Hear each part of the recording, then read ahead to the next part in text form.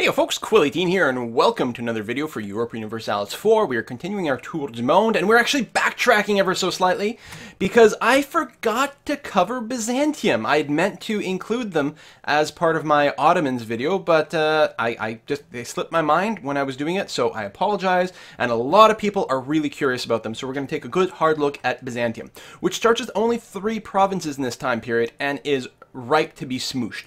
Apparently, especially with the improved AI, which is not currently a function of this press preview build that I'm running, it sounds like getting squooshed is pretty much what's going to happen to them unless the AI in normal situations does something pretty remarkable. Now, as a player, obviously you have quite a bit more potential to change the fates of this poor little nation.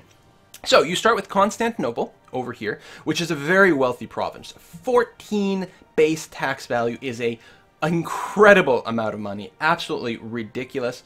And the trade power as well. Do they really have that much? They really have almost 20 trade power by itself. So they are very, very, very potent that way. Although a little awkward in that the rest of their provinces is a completely different trade mode. So they've got Ragusa over here, and they've got Constantinople. And in fact, the Ragusa trade node is downstream from Constantinople. So they're not even going to be able to collect funds here very effectively. Which is why they have a merchant in Alexandria trying to shuffle things up to Constantinople. Of course, they are very directly competing with the trade power of Venice, because Venice is obviously a trade powerhouse, and Venice would much prefer sending goods that way. And I guess Genoa is in here as well, and they have some great trade potential. So I think as the Byzantine Empire, you're in a really... I should stop saying Byzantine Empire, because you're so not an empire. As Byzantium, you are in a really interesting trade position. I think you're probably going to make a lot of money that way. Although, again, you still have a pretty high tax base. I mean, you only have 3 provinces, which is why the numbers are low. But you've got... There's some potential there. It wouldn't be easy, but you've got some potential. So let's take a look. Actually, I'm going to start on the left-hand side, because I want to look at diplomacy pretty quick. So we are an empire. The highest government rank, the King of Kings, used for a large, sprawling group of 3 provinces that are united and ruled by a single individual. Yeah, so, empire. Go us. What does it give us anyway? We get an extra 0.25 morale of armies, which is actually very, very potent, and more income from vassals. That's lovely. Do we start with any vassals? No. I mean, we've got our empire is so, like, we are in perfect shape for becoming a huge dominant power, except for the fact that we're pretty much screwed. But, you know, that's fun. Alright, so the diplomacy screen. We start with no alliances, no vassals, no truces. We have great CBs on many, many, many different nations. We've got Albania, great, you know, single province. That's very handy. We've got Athens. Yeah, Athens, great single province. We've got Corfu, which is, where? There it is. Okay, Corfu, great single province. And so on and so forth. I think there's a lot of that, and obviously you're certainly going to have one on the Ottomans. You've also got one in Venice, and in one of the games, I don't remember, it's my England game, my Muscovy game, or in the simulation, I don't remember, but for example, Cyprus over here was taken. That's another one we've got a CB on. Yeah, Cyprus. And theoretically, you might be able to target Crete and take that away from the Venetians. You might be in a really good position to do that. Now, I think the Venetians have a bigger fleet than you do. We can't actually spot them. But, you know, those are going to be the sort of priorities. Well, priorities to a certain extent. Again, everything is... what's the word I'm looking for? Everything is... Damn it. There's a word I'm looking for and I can't remember it. Starts with a P. Predicated on the idea that the Ottomans don't just squoosh you, right? So, alright, let's continue, and then we're going to backtrack to that. We do start with kind of a not-so-great ruler, 222 all the way across. It's pretty weak overall, and our heir is in not much better shape, which is really unfortunate. So, economy, yeah, we are getting a fair amount from trade. I mean, considering, these are very small numbers, but compared to most nations, that's considerably more trade relative to production and taxation that many nations start off with, probably ignoring Venice. Our trade, various meters here. I don't think we might have slightly more trade steering than some nations based on our navy tradition, which is kind of nice. Everything else is very standard. Technology, 3 across the board. We are Eastern as well, so we've got the 20% extra cost for our tech, which is not going to do us any favor. Let's take a look at our ideas. 10% cheaper advisor cost, which is actually quite nice because we might be able to squeeze out an early level 2, or even, well, not early, but, you know, relatively early level 2 advisor, and then maybe level 3, where that 10% is actually going to mean quite a lot. Tolerance of the truth faith is quite improved, so wherever we have orthodoxy, right? Yeah. The Orthodox religion, we are really not going to have much in the way of rebellion penalties at all. Then the ideas we can unlock include regulations for mercenaries, 25% cheaper merc costs, which is going to be good because we have very little manpower whatsoever.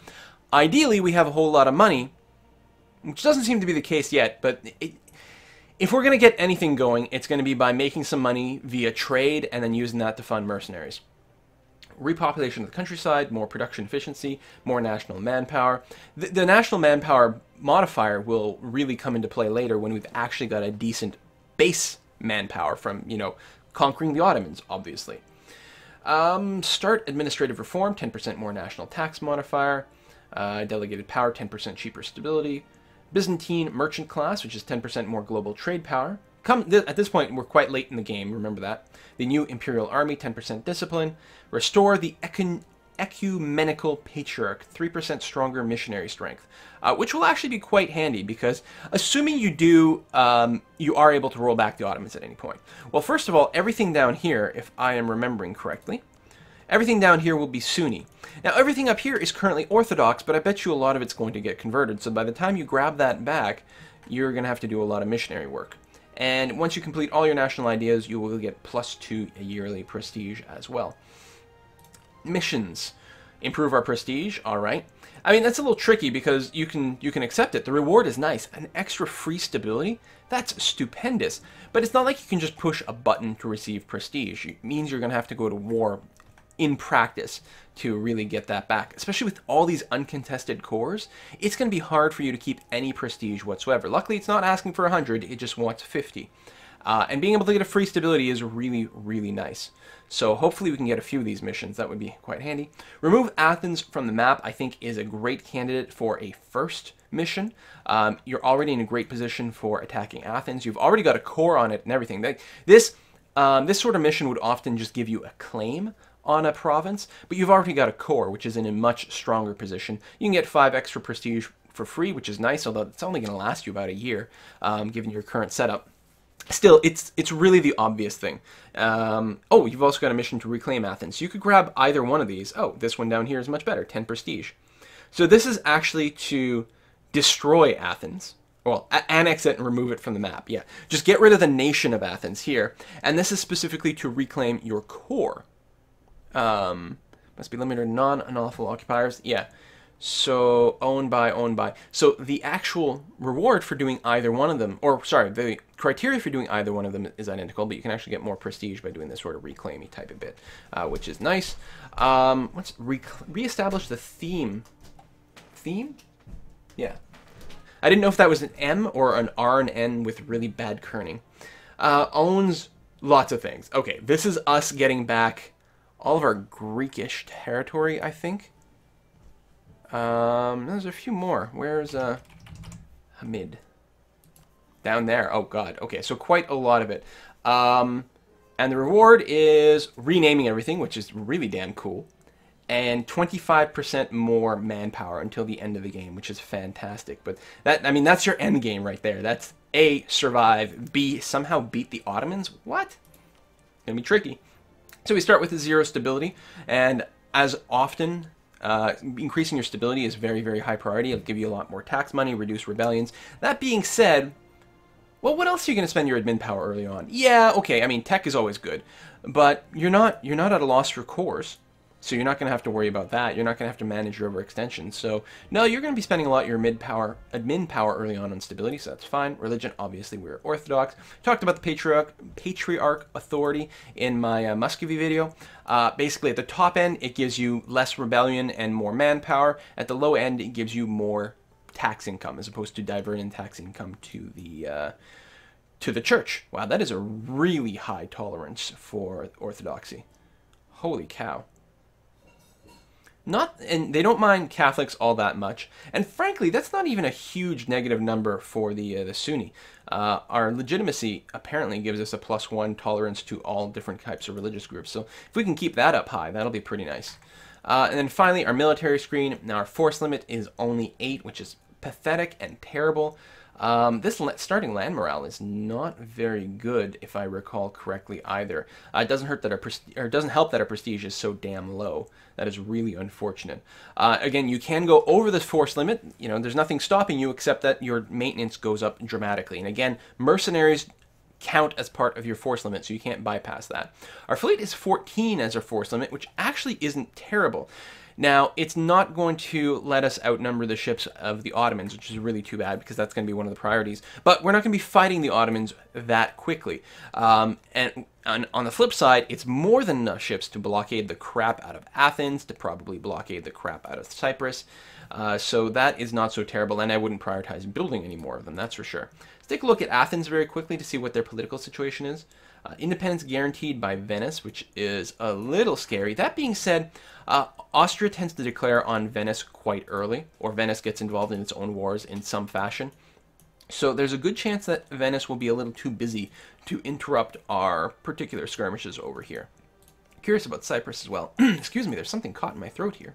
Also guaranteed by Venice. Right. So, and what is this? Rhodes is owned by the Knights. They start off with no political setup at all. And there's actually great potential for grabbing some land there as well. So playing as Byzantine, I think it's going to be a harder game. This is not going to be one of your newbie-friendly setups. But, you know, the players are always in a good position to do something insane and pretty effective, especially when it comes to the AI. Now, in a multiplayer game, if the Ottomans and the Byzantine Empire, or Byzantium, were both controlled by players, and the Ottomans had decided to wipe the Byzantines off the map completely, I don't think there's anything you could do about it, barring some extremely quick diplomatic efforts by Byzantium to get some allies in right at the start of the game, you know, almost before it gets unpaused. So yeah, it is a rough start, but I think it's one of those it would be very fun to play as a player against the AI. I think that covers all the aspects that I want to cover for these guys. Actually, very quickly, what is the tax base of these other provinces? Only a 3, which is quite poor, and another 3, which is very, very poor. And the trade power is 1.8 and 1.8. Yeah, really unimpressive.